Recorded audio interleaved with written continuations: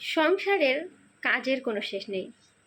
বাচ্চার লালন পালন, বড় বাচ্চাকে পড়াশোনা, রান্না বান্না, এভরিথিং, সব কিছু।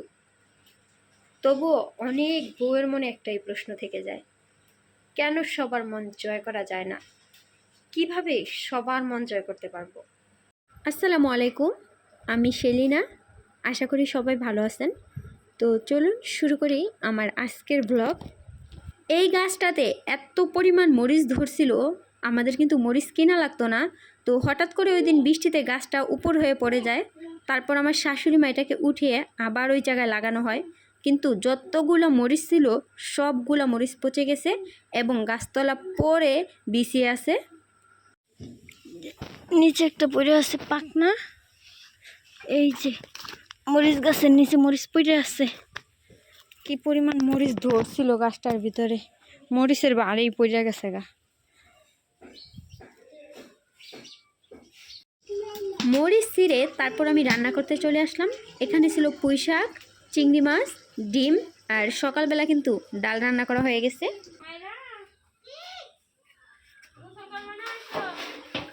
রান্না বান্না প্রায় শেষ পর্যায়ে। এখন আমি আমার মেয়েকে গোসল করাইতে চলে আসলাম।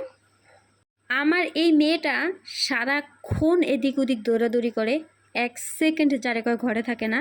একটু রাগারাগি করে ঘরে আইনা বসাই, ঠিক 2 মিনিট পর আবার বের হয়ে চলে যায়।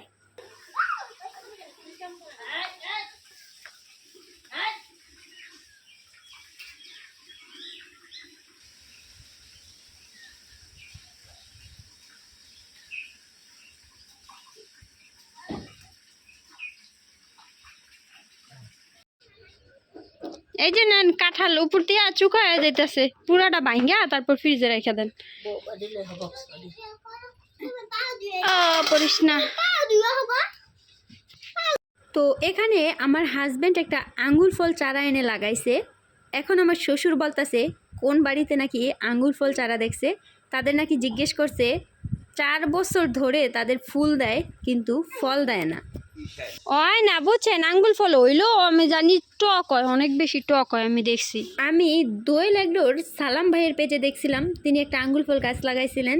তো ওই আঙ্গুর ফলগুলা প্রচুর টক হয়েছিল। তো সেই ওই ভিডিওটাতে বলছিল যে আমাদের মাটি কি মাটি যেন, আমাদের মাটিতে আঙ্গুর ফল হলেও এগুলা টক হয়। তো ওই থেকেই আমি জানি যে আমাদের দেশে আঙ্গুর ফল হলেও ওগুলা টক হয়।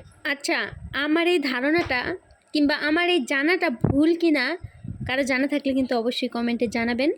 আঙ্গুর ফল আমাদের দেশে মিষ্টি হয় কিনা এটাই জানাবেন। হ্যাঁ, তো দুপুরবেলা তো রান্না বান্না খাওয়া দাওয়া সব শেষ।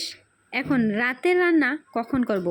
রাতে রান্না করতে হলে আমি কিন্তু আমার কারেন্টে রান্না করি, বাট আজকে দুপুর থেকে কারেন্ট নাই। কখন কারেন্ট আসে তারও কোনো ঠিক নাই, যে কারণে আবার সন্ধ্যার সময় আমি রান্নাঘরে গেছি রান্না করতে। ভাত বসায়ে এখন আমি আমার বাকি কাজগুলো করে নিব। তো আজকের এই ছোট্ট ব্লগটি এ পর্যন্তই। কেমন লাগলো অবশ্যই কিন্তু কমেন্টে জানাবেন। আজকের মতো এ পর্যন্তই। ভালো থাকবেন সবাই। আল্লাহ হাফিজ। আসসালামু আলাইকুম।